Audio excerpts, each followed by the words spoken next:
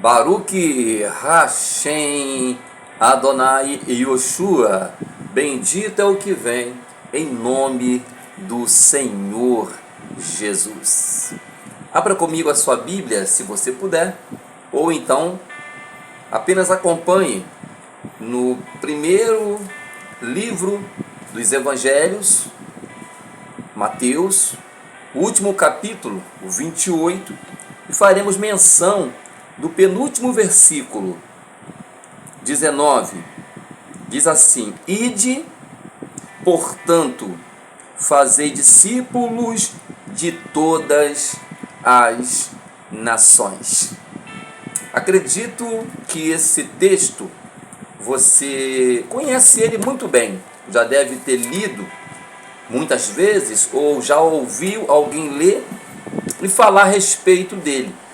Esse texto, ele faz alusão à grande incumbência que Deus deu aos seus discípulos e que estendeu até nós, que hoje também somos os seus discípulos, que somos chamados de igreja.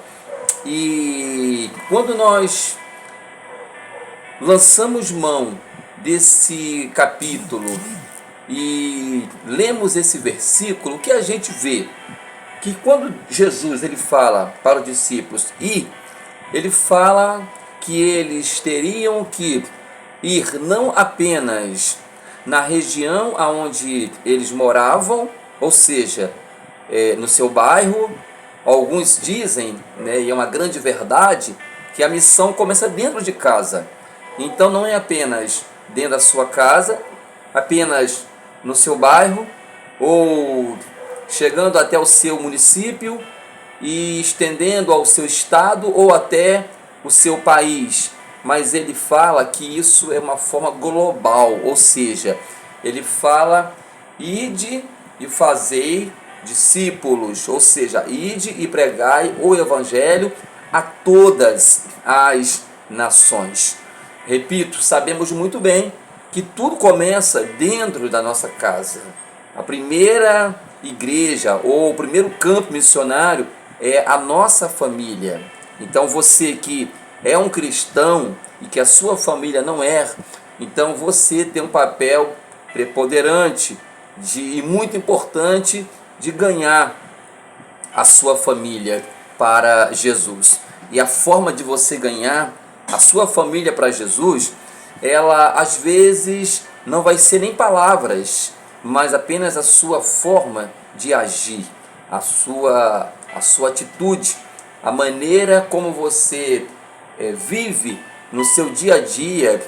O seu exemplo, ele vai fazer com que a sua família, o seu irmão, mãe, pai, enfim, eles queiram também servir esse Jesus que você serve.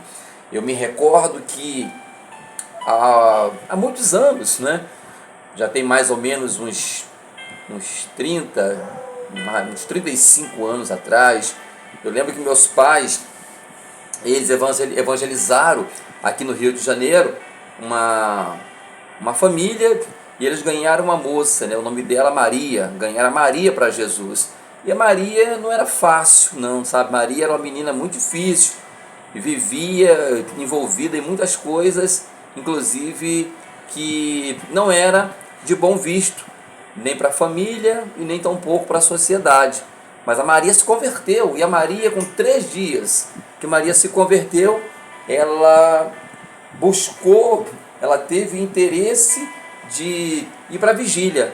Ela queria saber o que era a vigília, queria ir para a vigília, e não podia proibir Maria ir para a vigília. E Maria foi para a vigília, E quando chegou na vigília, o que aconteceu? Primeiramente, Maria, ela ficou possessa, Demônios tomou conta da Maria naquele momento, e logo em seguida, após essa manifestação, Maria foi liberta. Deus libertou Maria naquela madrugada de oração dentro da vigília, e logo em seguida Jesus batizou Maria com o Espírito Santo.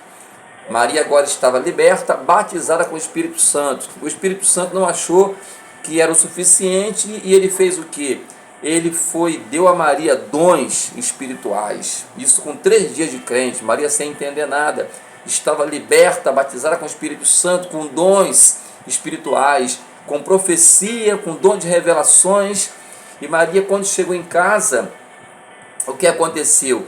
A Maria, ela tomou atitude de começar a limpar o seu guarda-roupa, o seu quarto, tudo aquilo que ela tinha, que ela usava, que ela praticava, ela deixou tudo, assustou a sua família, assustou até os seus amigos da rua, os seus vizinhos, todos ficaram assustados quando viram a dimensão da mudança, né? O que a palavra no grego fala, metanoia, que é mudança de rota, mudança de caminho. Realmente Maria sofreu essa metanoia, essa transformação de forma radical, através da mudança na vida dessa moça. O que aconteceu? Jesus levou o seu irmão, levou também o teu irmão logo em seguida. O seu irmão aceitou Jesus e com poucos dias também foi batizado com o Espírito Santo e já tornou-se uma benção. Logo em seguida foi o seu sobrinho, me parece que era Marcos o nome dele, uma coisa assim. Jesus salvou Marcos e Jesus começou a salvar, foi salvando. Com pouco tempo, a família inteira, estava todo mundo servindo a esse Jesus. Minha mãe só ganhou uma, a Maria. E Maria, ela se incumbiu de levar todo o restante. Então, essa questão da evangelização que nós estamos abordando, ela começa em casa. Sim, começa dentro da tua casa. Às vezes a sua família não se converte, ou a sua esposa não converte, ou seu filho não se converte, enfim, porque às vezes aquilo que pregamos não condiz com aquilo que vivemos. Eu falo A, mas pratico B. Eu falo C, mas pratico D. Então eu tenho que viver o evangelho que eu prego. Então ele começa onde? Dentro de casa. Mateus 5, Jesus fala no sermão da bem-aventurança, Mateus 5, 13 e 14, ele fala que nós somos luz e somos sal. A luz, ela serve para clarear, para trazer a transparência, e o sal serve para trazer o que? O equilíbrio. Então, como cristão, nós temos que brilhar na nossa casa, na nossa família, e também nós temos que trazer equilíbrio. Aí eu falo em casa, mas também quando sai de casa, no nosso bairro, na nossa escola, na faculdade, na academia, enfim, aonde você chegar, você colocar a planta do seu pé, dos seus pés, você como um cristão, você é um evangelizador, você é um ganhador de almas, você é um fabricante de discípulos, entendeu? Então, partiu do bairro você vai para a sua cidade em si. Aqui no caso eu estou em Nova Iguaçu, Rio de Janeiro. Tu vai para a cidade, e da cidade você vai para o estado, e do estado você vai para o país, e do país você vai sair para ganhar o mundo. Então Deus, ele me deu esse entendimento e também me deu essa oportunidade. Eu trabalhei em missões urbana, trabalhando na comunidade. Trabalhei também durante muitos anos com a missão a nível de estado, né? Tivemos a oportunidade de estar em mais ou menos aí no Rio de Janeiro,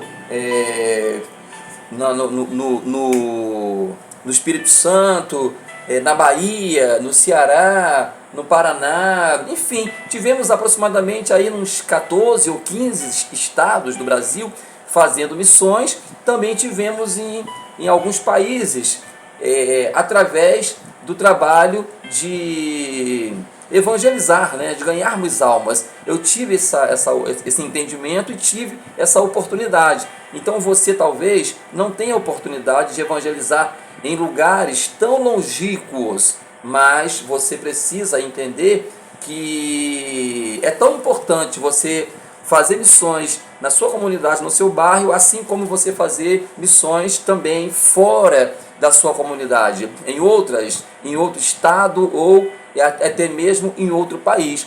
E Jesus falou que nós tínhamos que ir e fazer discípulos de todas às nações. Todos os lugares nós precisamos ir e fazer missões. E para isso é necessário o quê? É necessário preparo. Você, para fazer evangelismo num bairro, você vai ter que possuir um certo conhecimento para fazer um trabalho ali no bairro. Para você fazer um trabalho a nível de município, você precisa também de um conhecimento maior. A nível de estado e também a nível de país também. Enfim, você vai ter que buscar toda uma gama de entendimento, de conhecimento, não só a nível do conhecimento teológico, conhecimento bíblico, mas também na questão da cultura, a questão da língua, enfim, você vai ter que buscar. E nós preparamos um material focado nisso aí. Nós preparamos, elaboramos material que fala sobre a missão a nível transcultural. Ela fala sobre a missão global. É uma apostila que eu tenho preparado. Esse trabalho, ele não é um trabalho grande, é um trabalho enxuto, tem apenas 12 páginas, porém ele traz matemática muito interessante para quem entende que tem um chamado e busca entender um pouco mais a respeito do tema. Esse material que eu elaborei, essa apostila, ele tem algumas questões que eu citei, que eu acho de uma importância muito grande. Primeiro, eu falo sobre a ordem imperativa de Jesus, que está em Mateus 28:19. Eu falo também sobre Jesus valorizando o preparo. E logo em seguida eu entro como definir os desafios da missão global, né? Missão a nível mundial. E logo em seguida eu falo sobre as dimensões dessa incumbência. Depois eu venho falando sobre os desafios globais, que é a questão do idioma. E falo também sobre a questão das traduções bíblicas, a linguagem de sinais, né? Libras. Eu falo também sobre que é uma questão de uma importância muito grande, e também a adequação cultural. E falo sobre a importância da adequação, e eu fecho falando sobre as oportunidades que a missão global nos proporciona. Ou seja, é um material assim riquíssimo, apesar de ser com tão poucas páginas, né, apenas 12 páginas, mas é um material que vai te ajudar, vai somar, vai enriquecer mais aquilo que você já conhece, aquilo que você já faz. Então, se você quiser adquirir esse material, você pode fazer contato conosco através do nosso telefone, que é o 21 96601 3774, né? Falei muito rápido. 21 96601 3774. Vai entrar em contato comigo, Pastor Isaac, eu quero a apostila da missão global, né? O que o senhor disse aí, queremos conhecer um pouquinho mais sobre esse tema. Então você pode fazer contato comigo e eu vou estar enviando para você em PDF.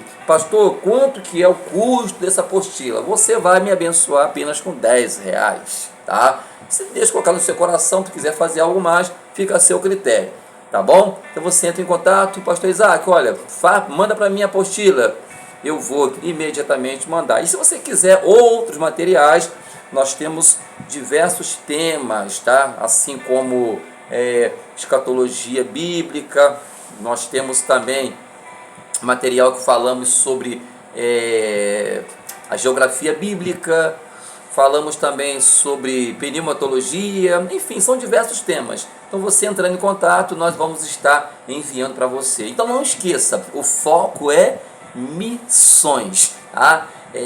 Jesus, ele disse que ele edificou a sua igreja e as portas do inferno não prevaleceriam contra ela. Mateus 16:18. Então, nós sabemos que a base da igreja não é político. Está uma guerra de político, uma politicagem tremenda, mas não. Quem defende a igreja é o nosso Deus. Jesus, ele é o defensor. Ninguém precisa ir para a mídia social, arrastar multidão para defender a igreja. Não, ninguém precisa defender a igreja. A igreja tem dono, tá? A igreja tem dono. E quem é o dono da igreja? Jesus. Ele disse: edifiquei a minha igreja, a porta do inferno não prevalece contra ela. O Salmo 46, verso 1 diz que o Senhor dos exércitos, olha, o Senhor dos exércitos está conosco. Senhor dos exércitos quer dizer Jeová Sabaote no hebraico, Jeová Sabaote. E esse Jeová Sabaote, esse Senhor dos exércitos aqui, ele está falando no plural. Ele não está falando que o nosso Deus, ele é o Senhor do exército, ou seja, Senhor da aeronáutica, da marinha, dos fuzileiros navais, não. Ele está dizendo que o nosso Deus é o Senhor dos exércitos, é o Jeová Sabaote, ou seja, ele é o Senhor de todas as forças. Mateus capítulo 28, se não me fala a memória, versículo 18, ele diz assim, ó, é-me dado todo poder é-me dado no céu e na terra. Então o nosso Deus, ele é o Todo-Poderoso, e é ele que é o dono da igreja. Então não precisa ninguém ficar aí querendo defender a igreja, dizendo que se não fizer, que vai acontecer isso, vai acontecer aquilo. Não, negativo, não vai acontecer absolutamente nada. Então Jesus, aproximando-se, lhes disse, toda autoridade é me dada no céu e na terra. Então nosso Deus, ele é o Todo-Poderoso. Então você, igreja, você tem dono. A nossa parte é só fazer a obra do nosso Deus. Eu sempre falo e repito, Deus tem compromisso com aqueles que têm compromisso com a sua palavra. Se você tem compromisso com a palavra de Deus, sabe o que vai acontecer? Salmo 91, versículo 7. 1000 caem ao teu lado, 10.000 à tua direita, mas tu não serás atingido. Eclesiastes 3:1 diz que para tudo tem o tempo determinado. Salmo 30, verso 5 diz que tem tempo para chorar e tem tempo para sorrir. Então tem o tempo da angústia. Se esse tempo que estamos vivendo agora é o tempo da angústia, vamos passar o tempo da angústia. Não adianta eu querer trazer o céu para a terra. Não adianta eu querer trazer dias melhores. Jesus falou que no mundo teríamos aflições. Jesus falou que no mundo teríamos aflições. Ele não falou que no mundo teríamos vida boa, que no mundo viveríamos o céu aqui na terra, igual muitos estão fazendo. Tem uma turma por aí que pelo jeito parece que eles não acreditam mais em arrebatamento, eles não acreditam mais que tem um céu. Eles acham que o céu é aqui na terra e procuram fazer impérios aqui nessa terra, mas Jesus está prestes para vir para arrebatar o seu povo. Então vamos fazer missões. Você que tem um coração ardendo, você que o coração arde para fazer missões, então faça missões, tá? Se prepara orando, se prepara jejuando, se prepara estudando, lendo a palavra. Mas pastor Isaac, eu tenho minha dificuldade. Sim, todos têm a sua dificuldade, mas a sua parte, eu sempre falo que a nossa parte, ela é qual? A nossa parte é só ler, é só estudar. João 14:26 diz que o Espírito Santo vos fará lembrar. Quando você precisar utilizar aquilo que você estudou, o Espírito Santo vai te lembrar. O que não pode acontecer é você fazer igual a história que eu ouvi uma certa feita no seminário, de um cidadão que foi pregar numa igreja, e ele foi e abriu a Bíblia. Ele disse, orou com a igreja e disse, irmão, vou abrir a Bíblia, onde eu abrir aqui eu vou pregar, eu vou ensinar a palavra. Quando ele abriu, caiu naquela parte branca da Bíblia, né? As duas partes brancas, que é conhecido como período neotestamentário, os 400 anos ou 430, que o Espírito Santo, ele não se manifestou, não falou com a igreja, não teve voz profética nesse período. Foi aonde levantou os macabeus, os essênios, os fariseus, os saduceus, enfim, foi nesse período que se levantaram. E quando ele viu que estava em branco, que não tinha nada escrito, ele olhou para a igreja e mostrou para a igreja e falou, irmãos, hoje Deus não quer falar com a igreja, vamos orar. Ou seja, muita ignorância, né? Muita ignorância. O profeta Osés, no capítulo 4, versículo de número 6, no Velho Testamento, ele diz que o povo de Israel era destruído porque lhe faltava o conhecimento. Então, o mesmo profeta, no capítulo 6, verso 6, profeta Oséias 6:3, ele fala, conheçamos e prossigamos em conhecer a Deus. Então não temos que ficar estagnado. Você aceitou Jesus hoje? Você conheceu Jesus hoje? Começou a caminhar? Busca, porque a vereda do justo, diz o escritor, os provérbios, né? Que a vereda do justo é como a luz da aurora, que vai brilhando, brilhando, brilhando, até ser um dia perfeito. Amém?